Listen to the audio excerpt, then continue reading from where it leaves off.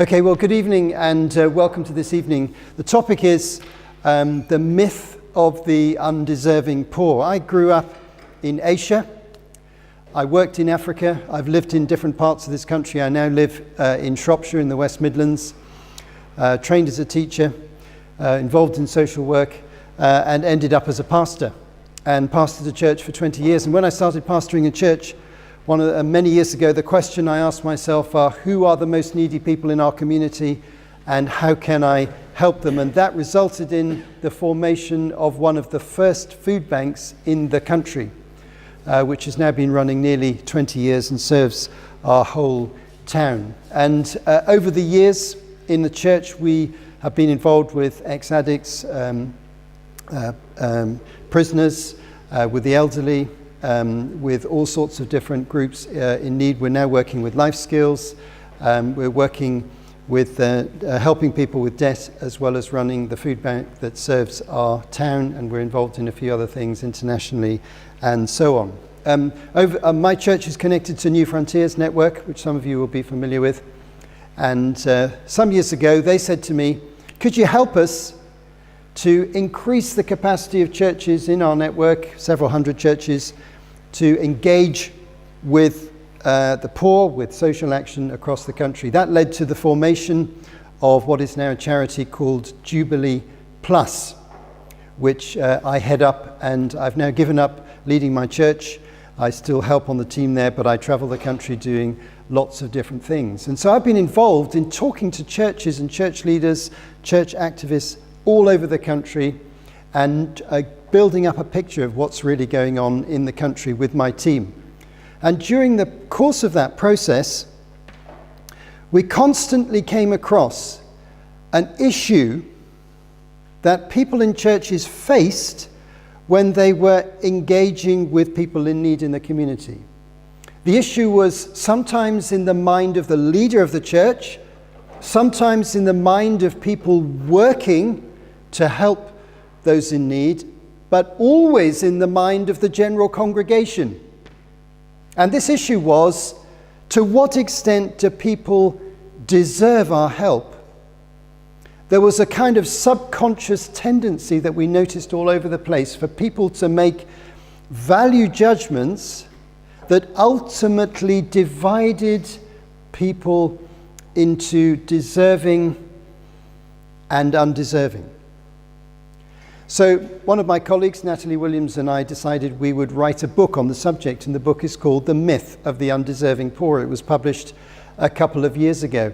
Here's a few little themes that we discussed. First of all, we looked at the history of the church in our nation in terms of its engagement with poverty and the attitudes involved. We went back to Victorian times. We went back even further in history. By the way, I used to be a history teacher, so that was really fun for me to do. And we noticed an interesting thing. If you go back to Victorian times, to the time of the poor law and the workhouses and so forth, social attitudes very clearly demonstrate that people distinguished quite clearly between the poor who were worthy of helping out of poverty and those who really weren't, who were usually the people who ended up in the workhouse. Charles Dickens identified this in Oliver Twist, and in some of his other writings. But then we notice an interesting thing. As the welfare state developed through the 20th century, starting with the liberal reforms in the early 20th century, and then the post-war formation of the welfare state in its totality, what we notice in media, in culture, and in public life is that the idea that you distinguish between people who are in need diminished in our society.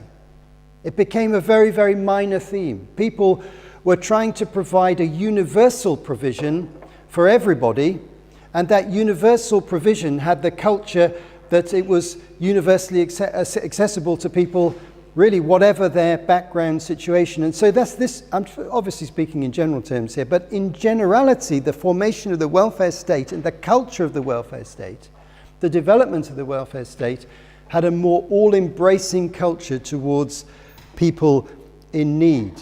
Now, if we fast forward again, so we started in Victorian times, then looked in the 20th century, the formation and development of the welfare state.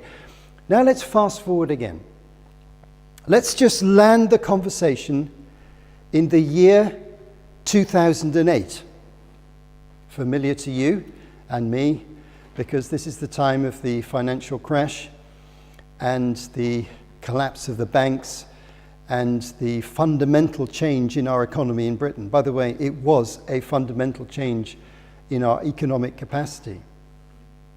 And from there, as we all know, was a re-evaluation of welfare when an incoming government, the coalition government, began to reform welfare. A re-evaluation of the financial capacity of government generally, a re-evaluation of what was going to be delivered by local authorities. And alongside that process, there has been a change in the culture. And that change is the re-emergence of the narrative of the undeserving poor. Attitudes towards those in welfare have been changing.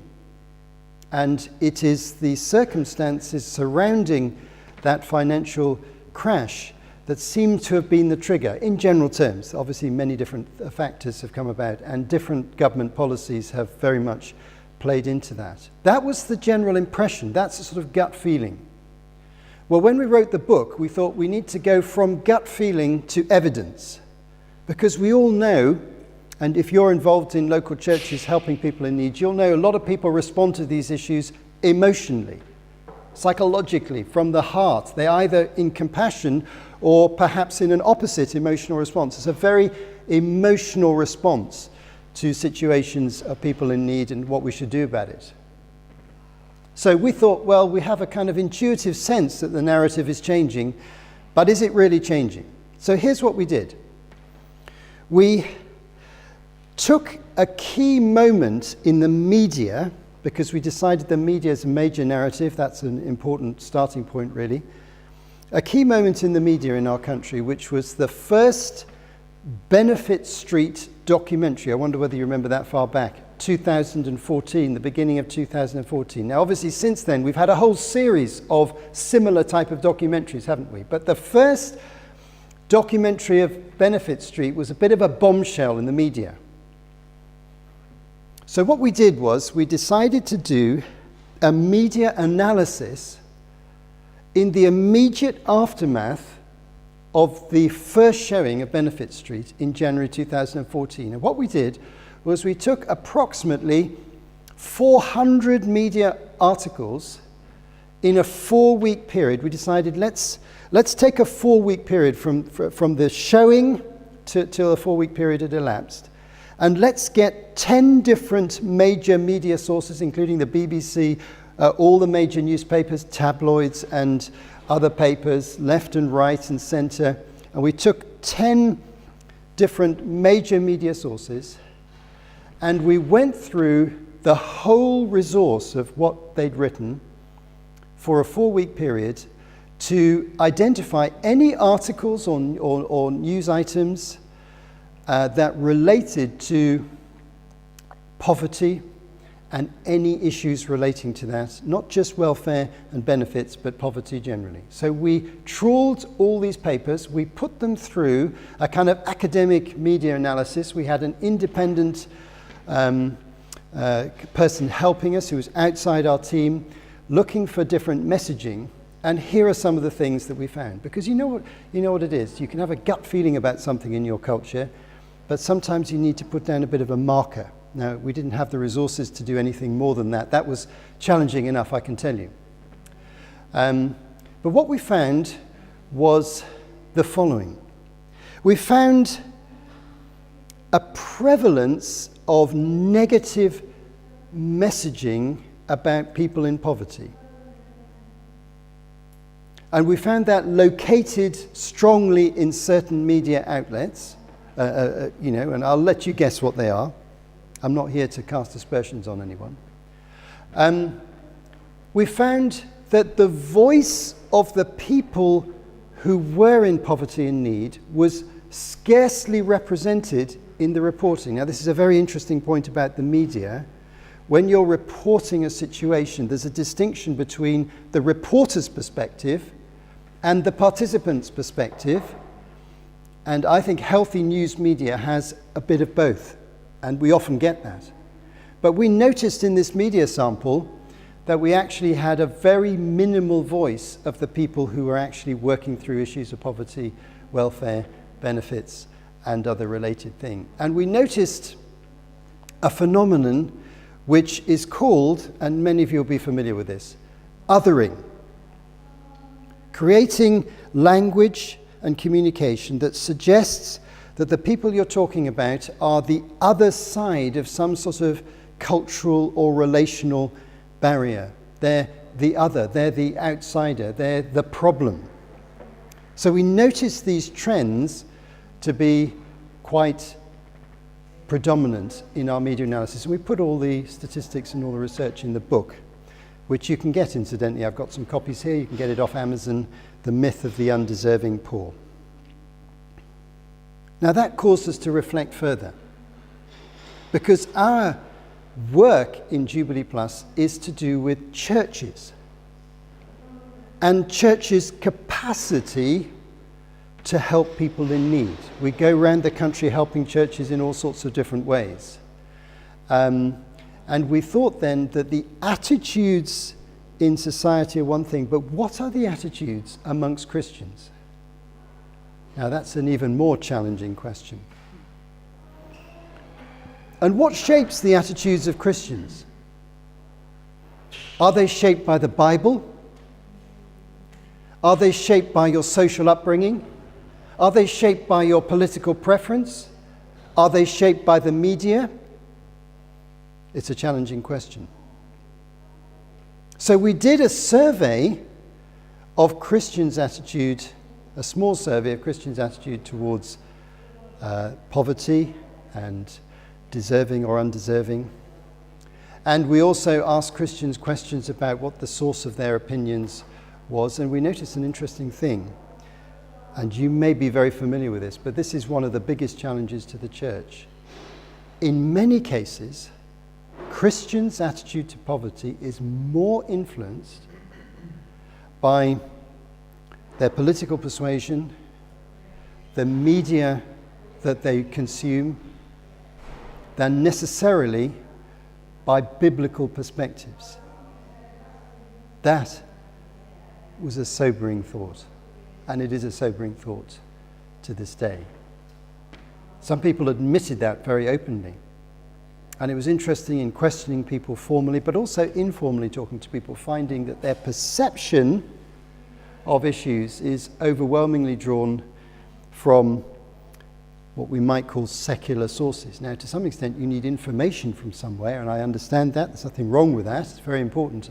I'm influenced too by that process. But who is it who can say in our churches, I believe this about human dignity and human life and the value and equality of people and how we should help them on the basis of precise biblical principles or verses? How many people are primarily influenced by that, or the example of Jesus? It's a challenging process which we considered very, very carefully. And so we wrote this book, The Myth of the Undeserving Poor. When we wrote it,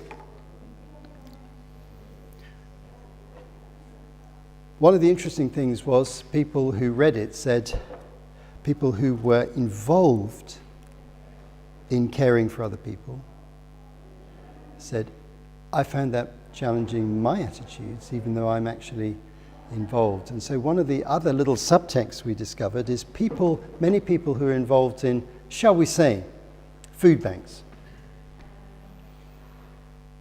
or shall we say street pastors, for the sake of popular examples, actually are wrestling inside, even as they're engaged in this particular activity, with what they really think about the people that they're helping, and to what extent we should extend our help towards those people.